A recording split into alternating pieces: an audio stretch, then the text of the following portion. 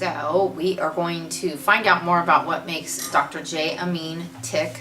I've known Dr. J for many, many, many years, 20 plus years, and he's been a friend to me, a doctor to me, and taught me so many things. And I think you will be surprised and enlightened to find out so much about what makes him tick, where he's come from and where he's going, and hopefully you will learn some life lessons from him as well. Enjoy. Dr. J, where were you born? I was born in Kenya. In Kenya? Where's Kenya? Kenya is in East Africa, and the city is Nairobi. I know you're going to ask me what city and what hospital. Nagara Road Hospital, in a room, not at home. But anyway, I'm just making it up. So where were your parents from? My parents were from India, and in fact my parents were born in Africa. They were born in Africa. Yeah, but originally the family is from India. Okay. So Indian root. Indian root. Yeah. Complete Indian all the way through and through. Everybody is Indian. Nobody. Yeah. There's no other races, ethnicities in your bloodlines. There's no blood transfusion either. And so, what brought your parents back to Africa? They wanted to settle down there because their families were in Africa doing business. What kind of business? They were in pharmaceutical, retail type of business, and my father was a station master. So we went place to place. Okay. In East Africa. Okay. So been there, seen there, grew up there, early childhood. Okay. And how many years were you in Africa? I was there till age 6. And what was that like, living in Africa till 6 years old? I was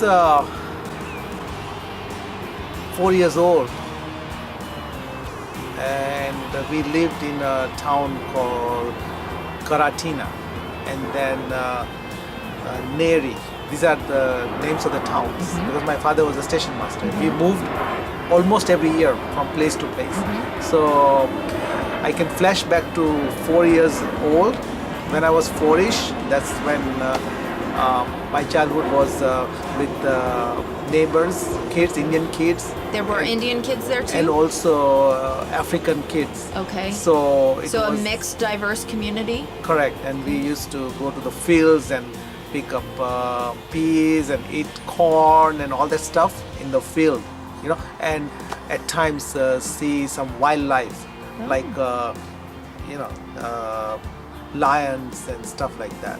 Yeah, from a distance. So we were told not to do certain things, but anyway, like we would peek at different things, and it was like life with the nature, to the point that I was also interested into what's inside my body. So when I was 4-ish, I took a razor blade of my dad and put an incision in my thigh right here to look inside what's going on. So, but anyway, that's fascinating. That's very interesting. And tried to jump off the tree like a Superman. If a Superman can fly, why can't I do like Superman? So I had a few episodes like that.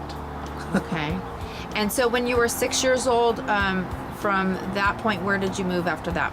So then we went in the cruise to India. Okay. And that was what part of India? It's Gujarat. Okay. So it was a great treat going in the cruise at that time. It's like looking forward to everything. And again, at the same time attached to parents.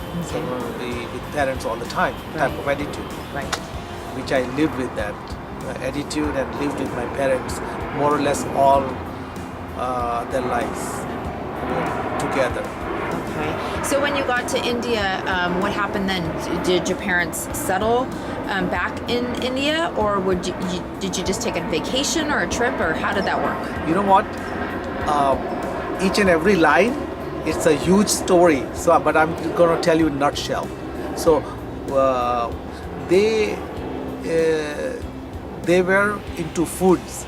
My mom was a great chef, Oh. and she cooked so well that the neighbors and the students, they enjoyed her meals, so it turned into a business. So we had a vegetarian club restaurant, Okay. and would have meals, lunch and dinner and for everyone. Okay. And I wet my hands there. So bringing the stuff, preparing it. And by the way, it's all vegetarian because we are basically all vegetarian. And why are you vegetarian? It's the way I was brought up, plus the philosophy that I grew up with, that live and let live. That's the first thing I learned in my life. So each and every animal, human being, have right to enjoy, exist as much as they can. I know that we all gonna be transformed into something else soon, but that's a philosophy.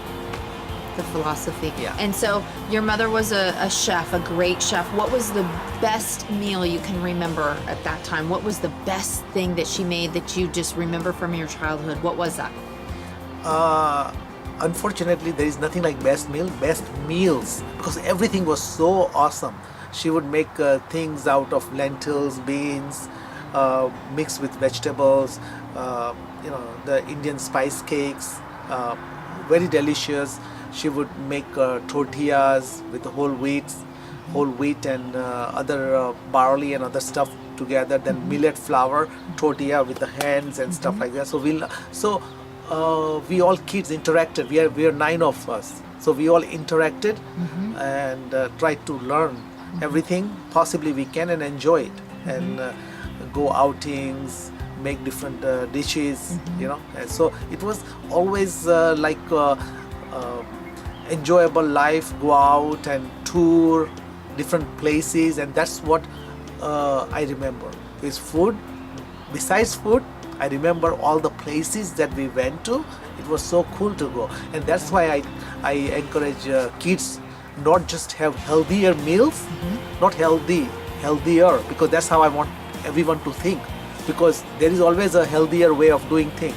There's a better way of doing things, Right. and that's why we have technology for humanitarian purpose. May not be used for that, but that's what it is. So everything can be better, and go for it. And mom did not just give vegetarian meals and tourism, but the important thing that I learned from her is she was very persistent, adamant sometimes, but very persistent. She wanted to do something, and she would do something, and that's how it got into me. That you become persistent, consistent, perfection. She would take time to do things and do it so right, and then would try it out, something else, and that's how I learned that. Okay, from her and also the other people around, I always had like a feeling of multiple gurus. So besides mom, teachers, other neighbors, mentors. So everyone, quote unquote, is my mentor, because there's so much to learn, even from you. The way you think and the way you move and your artistic performances and things you create, Melanie, that is amazing. And that's what I enjoy, each and every moment in life, with everyone, with everything I can.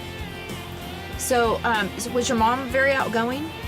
Yeah, she Your mom was very outgoing? She was a foreign minister. A foreign minister.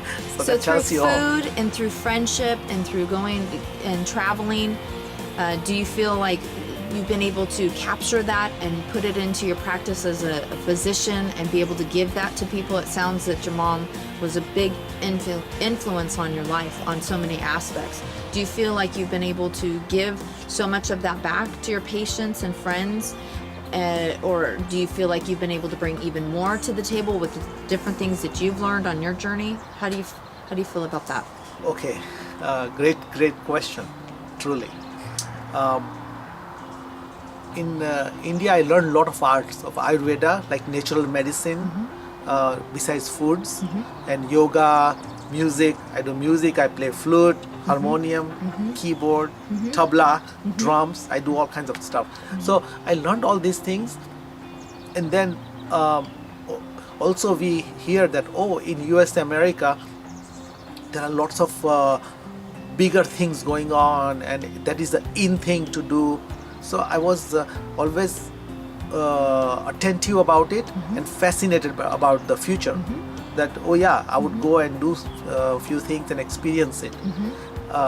And when I did that type of thinking and accomplished things that I wanted to, of course there's always more to accomplish, right? So I wanted to accomplish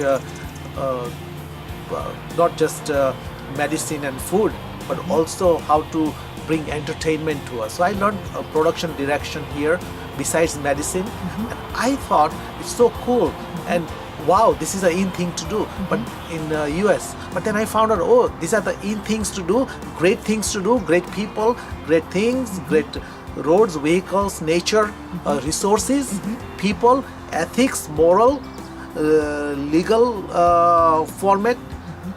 It is amazing. Of course, there are always 1% or less than 1% of people who may not follow the rules or good ethics, and then things get shaky for other people too. So that's what happens. But again, I learned that here that whatever I learned in my childhood, all the foods, all the Ayurvedic, all the natural medicine, there is a in thing is coming back. So at that time I was a farm boy, quote unquote, and then I would enjoy those things. But then I thought, that's so old and it's outdated, and there's something new in America, and high tech and high chemical and pharmaceutical. But then I realized, no, there's something called naturopathic. Pharmaceutical is for acute things. Right. You don't want to make that your lifestyle and take a pill every day. Right. A pharmaceutical pill as much as possible. Right. So, Dr. J, you and your wife, Risha, have been married how many years? 33 years. 33 years, and you have how many children? 3. 3 children, 2 girls and a boy. Yeah. Do they practice these same philosophies and concepts?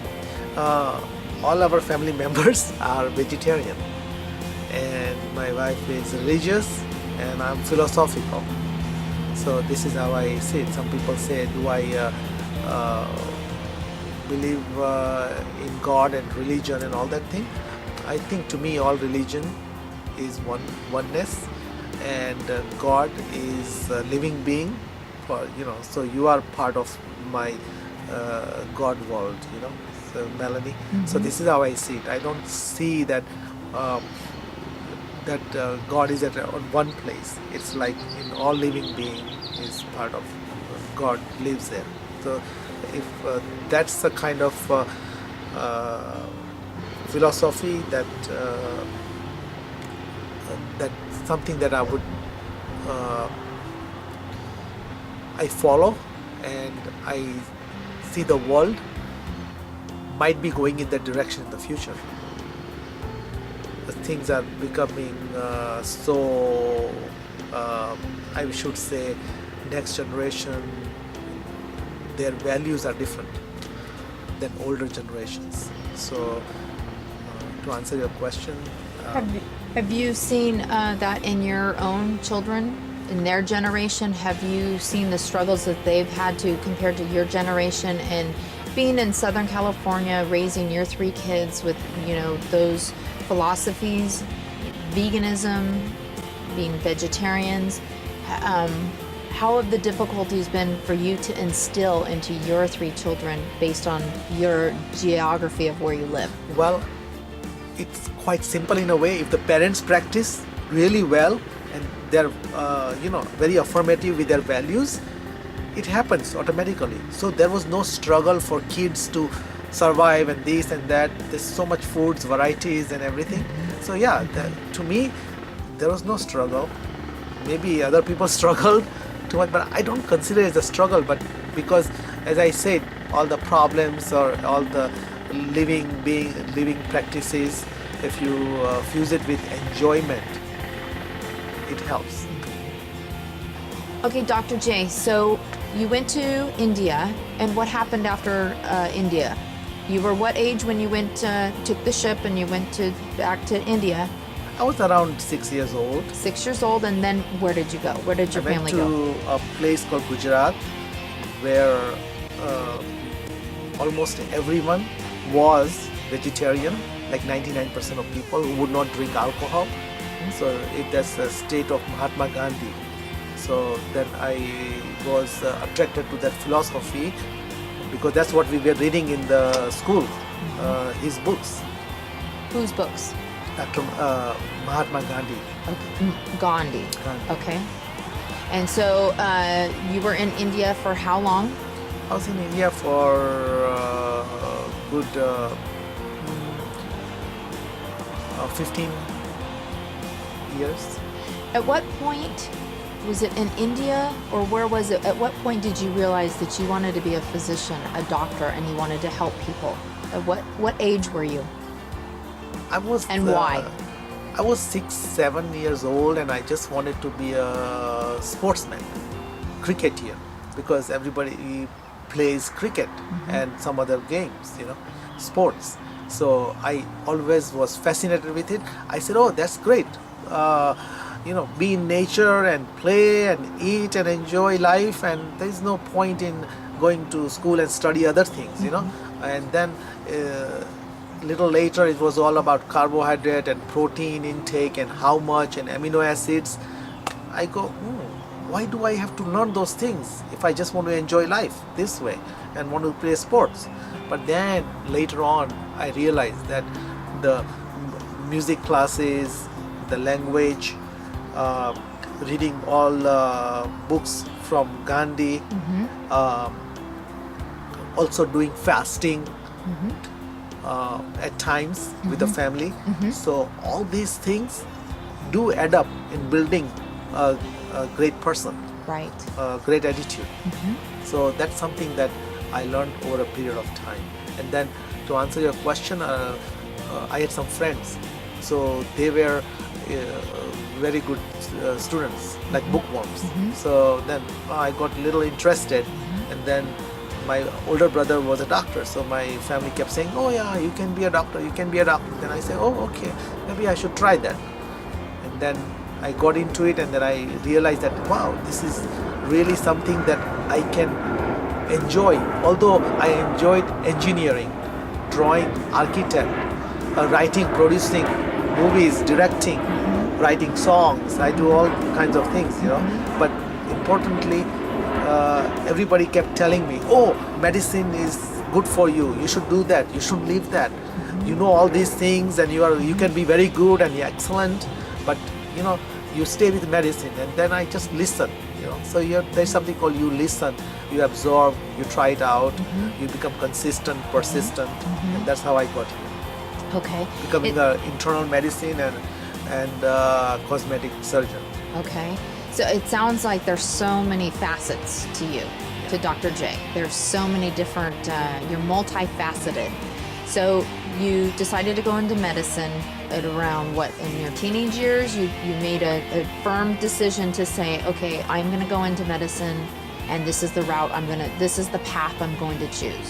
So do you remember definitively saying, okay, I'm going to go into college? And how did that happen? How does that happen, and how does that work in India? Well, it's like you listen to parents, more or less, and they guide you and they tell you this is good for you. So you just, think. There's a natural progression.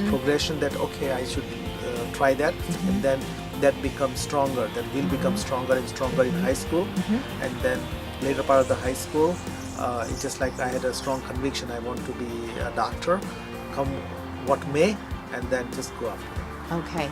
And so you went from high school, and then how does it work for college as far as that is concerned? Did you go to another country? Did you stay and study in India? Where did you go from there to do your studies? I went to med school in Gujarat called Baroda Medical College, and I finished, and then I went to England. I might as well answer your two other questions. Yes. And from England, after 6 months, I went to Chicago at Cook County Hospital, and I did my internship, and I went to Christ Hospital, and I did my residency in internal medicine, and then I got also attracted towards aesthetic and cosmetic surgery.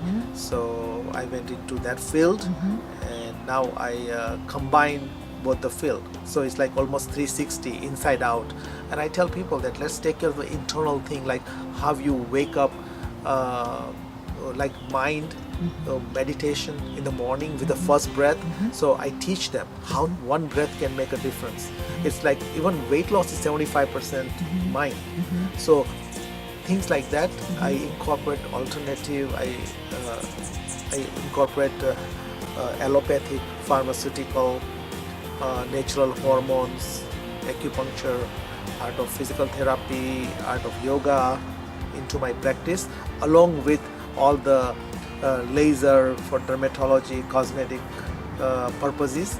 That's like something that I like. Like people go watch a ball game and they keep watching Lakers years after years, days after days. You know, to me it would be just might as well just do aesthetic and cosmetic part and do research and development, and that would be something that I'm interested too.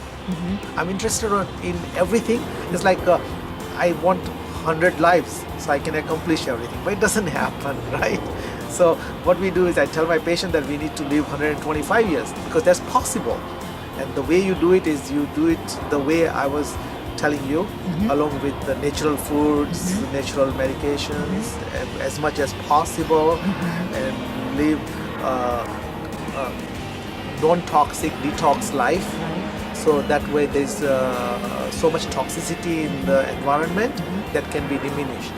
Okay, I'm going to back you up just for 1 second and ask you, back then when you were going, not to say that you're so old because you look so young, obviously a natural healthy lifestyle has done you very well. When you were back going through medical school and when you had come to the United States, you studied in England for a while and you studied in the United States, with your way of thinking of trying to inject positivity and healthy living, back then, would that be faux pas? Were you kind of against the grain? Was your thinking along the same lines as many other doctors? Because from my point of view, I think back then it wasn't so cool or hip to be into the natural side, in Western medicine. So how was that influence on you as far as you almost being against the grain, or how was that? Okay.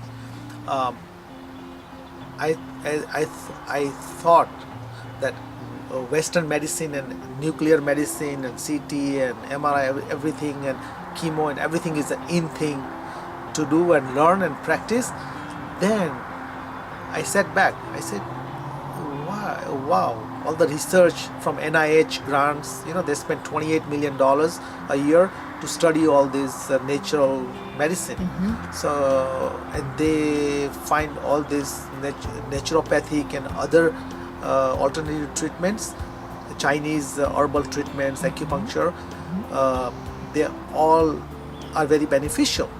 So then I knew many things in the past, but I did not practice in the past, thinking the Western medicine is the in thing to do, and okay, did you feel like you were sort of ahead of your time, or did you just not realize nobody else, that same way of thinking was not being established or even thought about in Western medicine at that time? It seems as though you were sort of way ahead of your time in thinking on doing things in the natural aspect.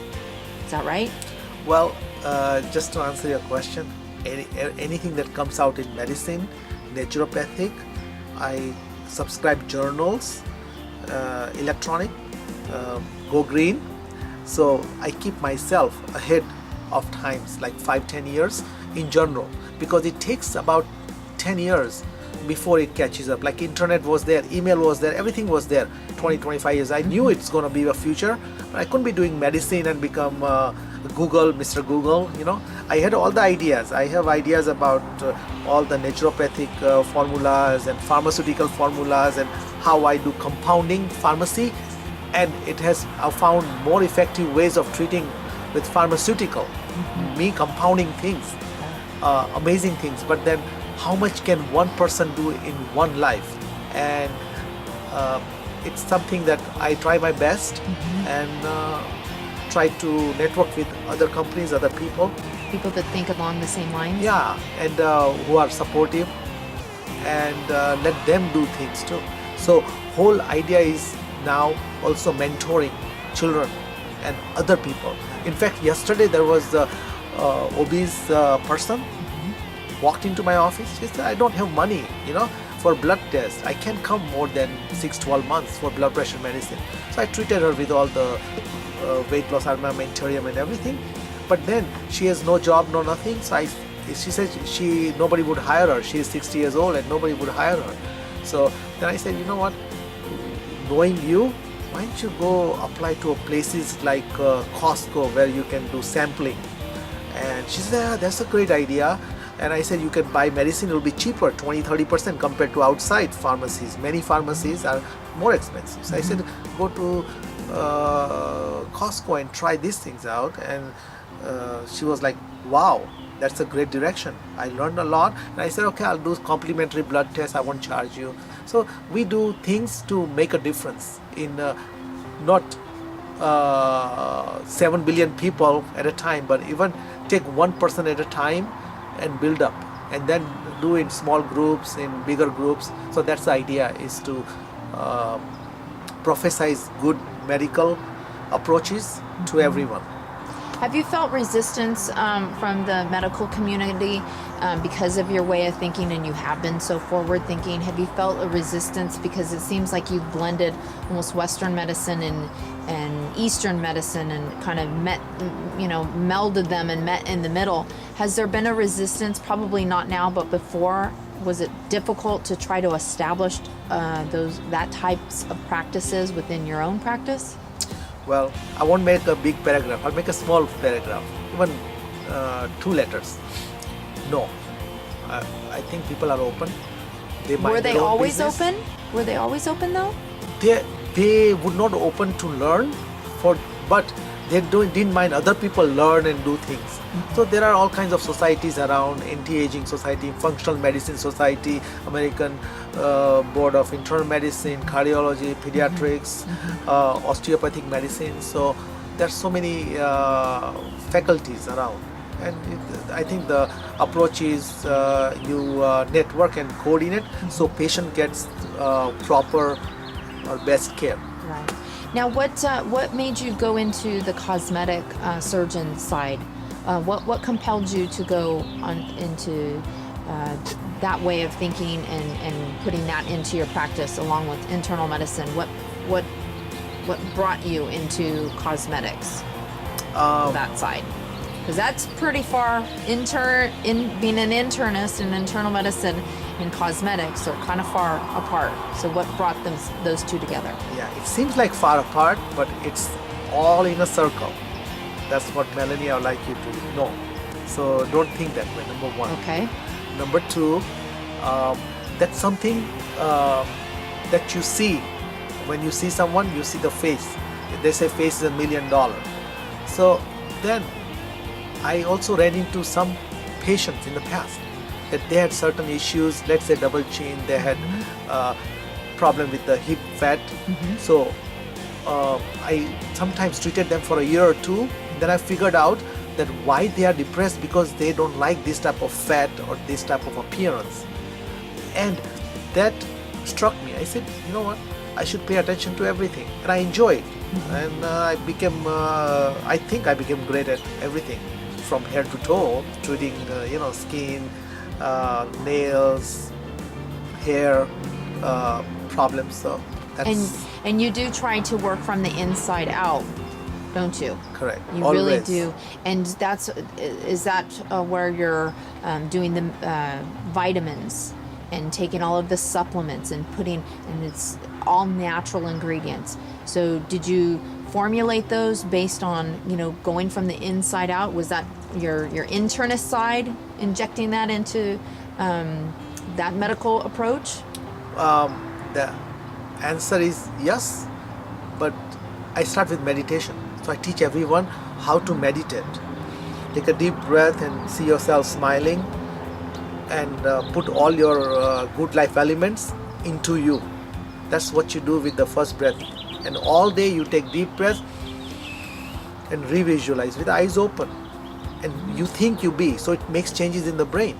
I wish I could tell all 7 billion people that just do this much. It doesn't cost anything. They don't have to pay me anything, royalty, no nothing. So that's why I created drjusa.com, so people can go on it and learn different facets and email me and ask me questions. It seems like you're extremely approachable, and it's easy to talk to and ask you questions.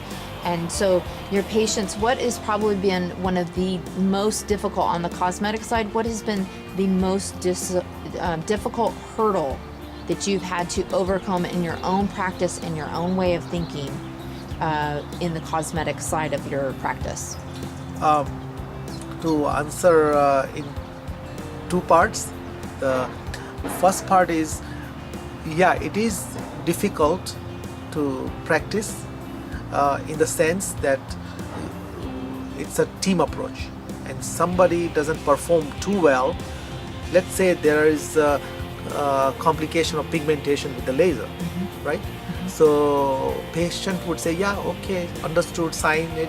But then when things happen, scarring of pigment, that's not good, and people get upset about it. Even though they are told, they have signed, they have a consent, but then there's so much hand holding for that.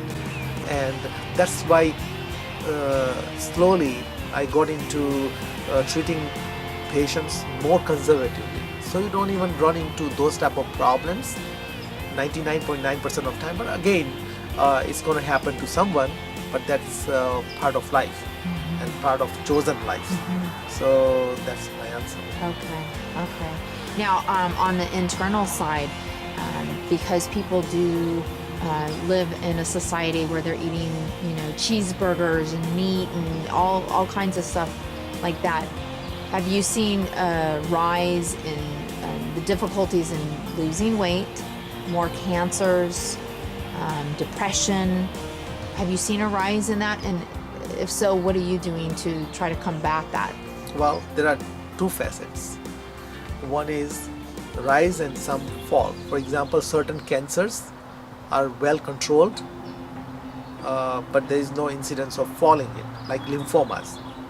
Heart disease, they are better controlled than before. Stroke. Okay. But cancer has gone up now. Cancer has bypassed heart disease. So all these things interplay.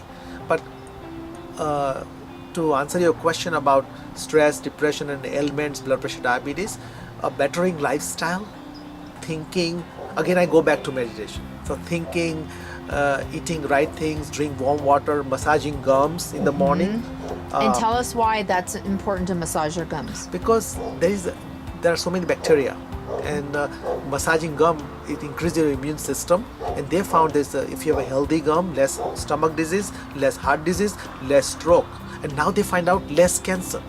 But point is, it's a great way of acupressuring your palate and massaging inside out. So that's something that if one does it and has warm water in the morning, a pot full of warm water, that helps a lot.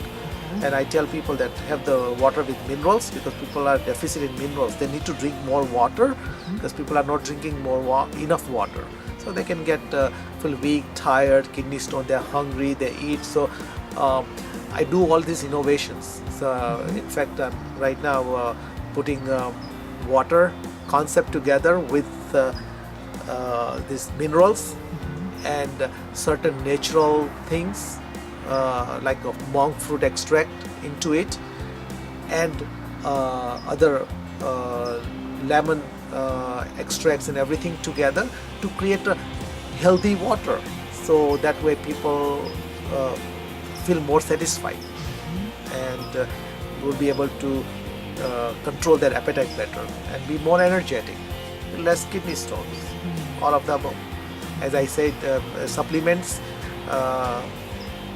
they are not benign, they are medicines. So you have to be careful. You have to know how much, what, and all that.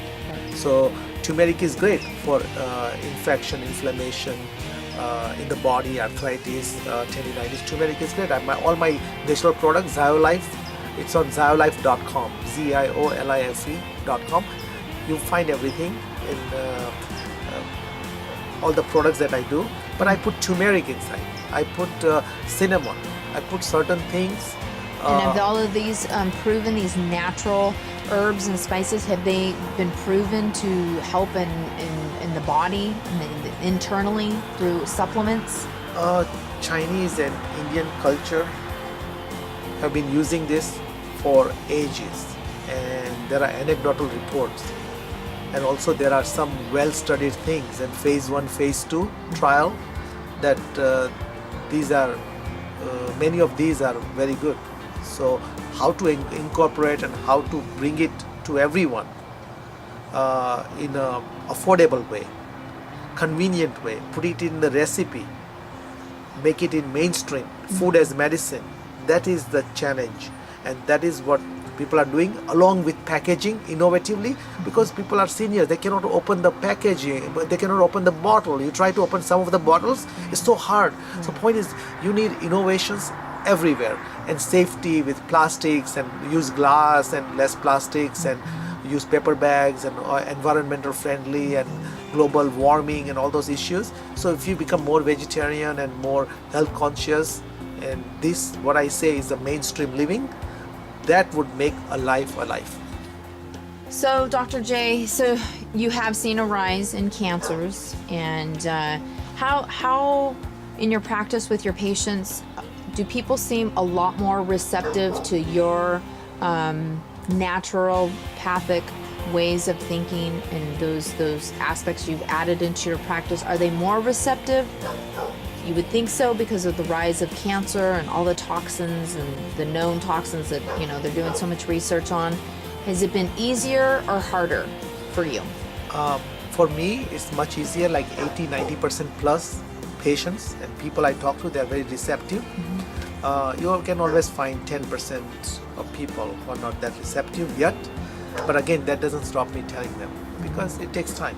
And another thing is, depends where you ask this question, what state. Because if you go in Texas, Mississippi, Alabama, Missouri, Texas, or Florida, or New York, you'll get different answers, because people are more receptive in places like New York and California, and they are very proactive, and they are into changes, bring changes. Like Northern California is very proactive community. That's good. But again, there are reports now that Minneapolis is number 1 in fitness. So, Really? yeah. So point is, knowledge is power. So many times you get ideas about, oh, this is the way it is, but actual facts are different. So it's good to listen and learn every day, because there's no end to it. Okay, let me backtrack for just a second now. Let's say I have diabetes. Okay, as a physician, with the way you think, combining the natural aspects with the Western medicine and all of your training, I have diabetes. What's your approach to treating me? Okay, I'll make it very personal, with the universal values, which format, I would say. I'll ask you to do that meditation, the one I told you, Mel. Take one deep breath and visualize yourself smiling more, and put all the life elements into you, and build up yourself and revisualize. So that's what I would say.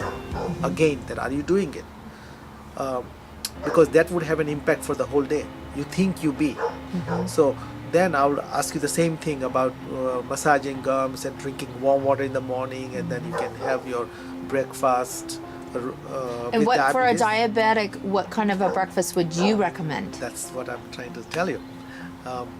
You can have multi-grain bread, but again, I try to tell people that people who have sugar issues, bad sugar issues, and obesity, try to limit it and increase your beans, like sprouted beans.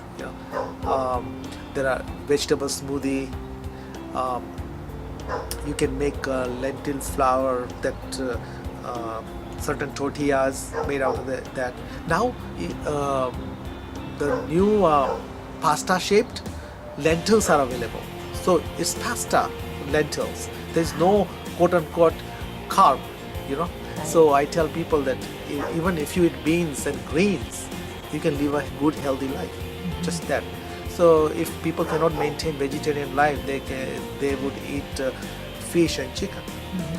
So greens, beans, fish, chicken type of lifestyle. But again, being a vegan physician, I just let them know, that I'm a vegan physician, and this is the way to eat different dishes.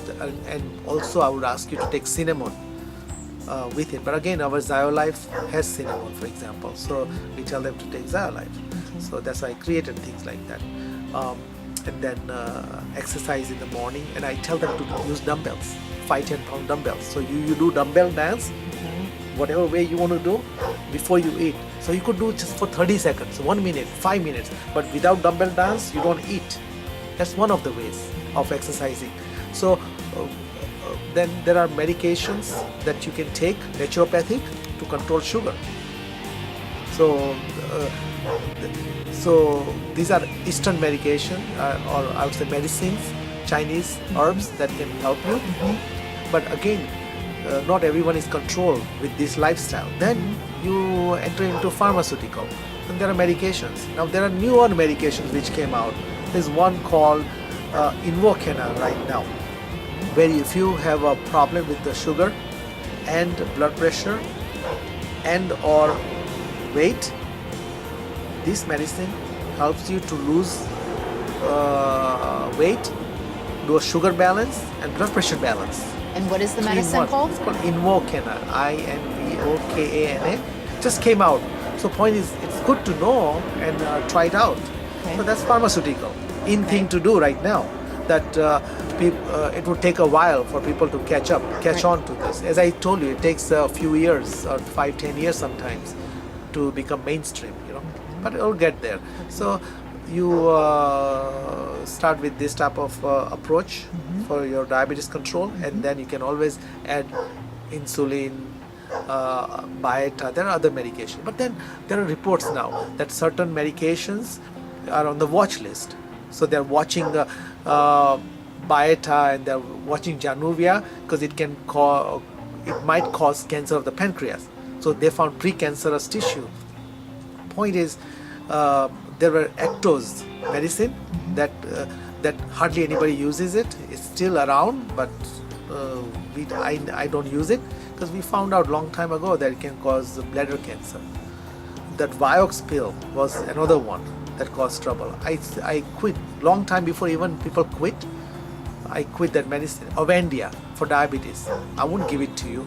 Now they pulled off, but it was here for many years and people kept giving it. I never gave Avandia after the first report or something, because you become sensitized about it, and there are other options. So why give things that can cause cancer, or problems or heart failure? So these are the things that you want to pick up in life, that you don't want your patients, like hormones. People take hormones, they keep giving all this hormones, birth control pills, everything to women. Of course, you give it when it's a must, but that must is a very small portion of population. But it's given so much that it goes in your water and earth and everywhere.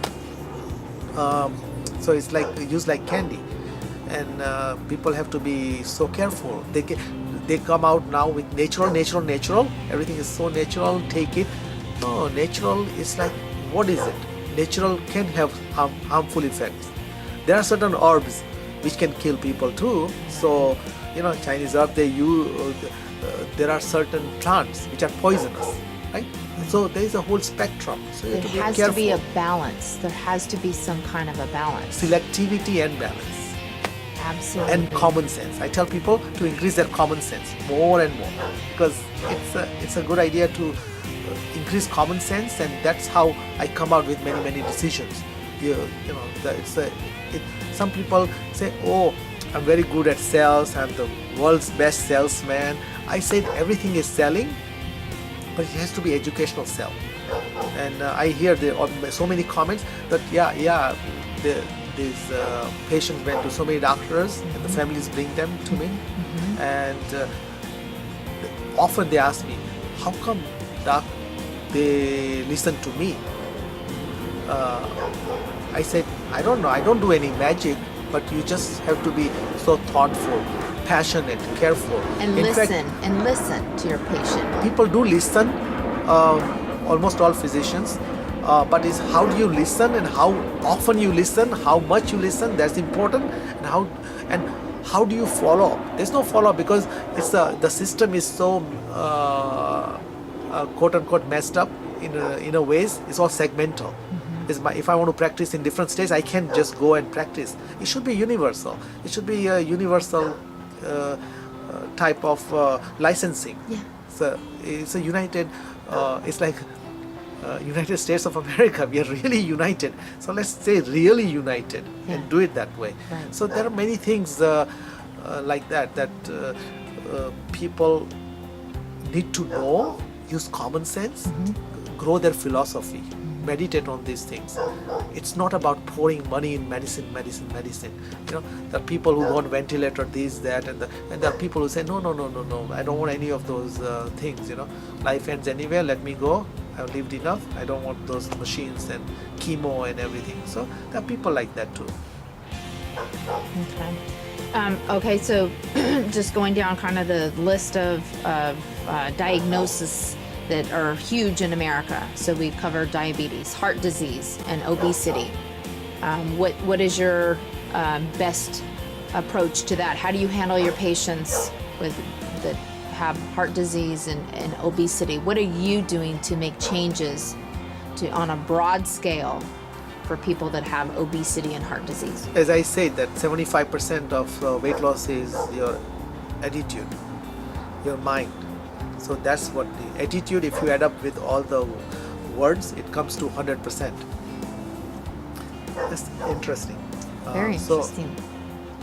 So besides that, more vegetarianism is good, healthier, and I'd say more vegan people are, with the lower carb, like grains, eliminate grains as much as possible. Okay. If you have that attitude, like greens and beans attitude, that's the best. And walk 6 miles a day, 3 miles this way, 3 miles this way, total in 24 hours. So if somebody just did these things, basic things, life would be beautiful. And that's one of the reasons why I came out with this fightobesitywalk.org, which is something that I want everyone to join, because it helps other people too. If you're not obese, it will help other people. Plus, it will prevent you becoming obese, because 2 out of 3 are overweight or obese in America, and they say by the end of the century it could be in 90s if it continues. So point is, why not become proactive with this type of attitude and prevent it? It's preventable. So that's what my effort is. Although I used to do a lot of rehab on unconscious patients for years. I took care of them on ventilator, but then I thought, you know what, I want to spend more time in preventive medicine and treat at the same time. Of course, I do endoscopies and stress tests and vascular and varicose vein procedures, get rid of all those big ugly veins and all those things for the weight issues, for pain issues, for edema issues. You know, we do a lot of medical stuff. The whole idea is prevention. That's our undertone, strong undertone, and that's so darn important that it is not practiced well. Exactly. It is not practiced well. Yeah. Have you ever thought of of you should start a school of some sort and teach other physicians your schools of thought. You've taught so much to your patients, but so many more physicians, I think, that are coming out of college and doing their internships and whatnot. Have you ever even considered possibly teaching all of these philosophies and these concepts and marrying the Eastern medicine and the Western, marrying them, the two together, and teaching other physicians? Because I think that so many people would be more open to that, like we've said, more open now because of our environmental and society concerns. But have you ever considered teaching not just the patient but more on the physician level? Yes, I do that. Some resident came from Arkansas to do interning with me, rotation. There are some integrative and functional medicine societies, so I encourage people to join that. So functional medicine, that's what we're talking about, alternative acupuncture, incorporating into it. I have physician assistants who come and do rotation with me and teach them all the arts and philosophies, how things could be dealt with in a wholesome way, not just holistic, not just allopathic, 360 way, how you approach. But everything takes time, and that's why I'm trying to get drjusa.com going, so there will be more centralized information that people can learn from that, and put these videos on YouTube, on the website, and this would give more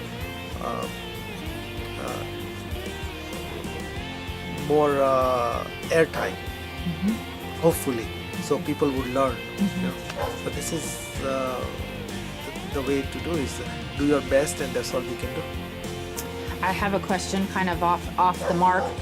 So it's got to be stressful. You manage a practice, you have a whole vitamin program, supplements. You do so much. There's so many facets of you and what you do. That's got to be stressful at times. To say that you're not stressed would be say that you're not human. How do you deal with the stress on a day-to-day basis, juggling and managing so much and not taking on your patients' hurts? And if they've had a cancer diagnosis, what do you do to sort of decompress? I know your mantra, but what is it that you do? How do you manage to keep balanced personally? Okay, that's something that I get asked once in a while, but I'm happy that you asked me that question. Life is full of problems. There will be more problems with your kids, my kids, with neighbors, with patients. There will be issues, animals, all kinds of issues. The important thing is to take that problem and become innovative with it, and fuse humor to it. So it's just like humor underneath into everything. So if you infuse like a recipe these things and find innovation, direction, and also if you have a philosophy that life ends anyway, what can be the worst thing? Disability, pain, death, sufferings, but it's gonna happen someday. If we lived 125 years or 126 years, so that's, if you become philosophical, and if you tweak it with all these elements that I told you, then it becomes not a stressful situation that I have a stress and I have to do this and do that. No? I'm busy, but I enjoy it, and it's like work is enjoyment. So problem and everything becomes enjoyable. You find that direction, you work on it, and then you'll be able to do that. So practice that, enjoyable, and it will happen. So it's like mantra. Like I tell people about mantra, about life. They say, what kind of diet I should be on?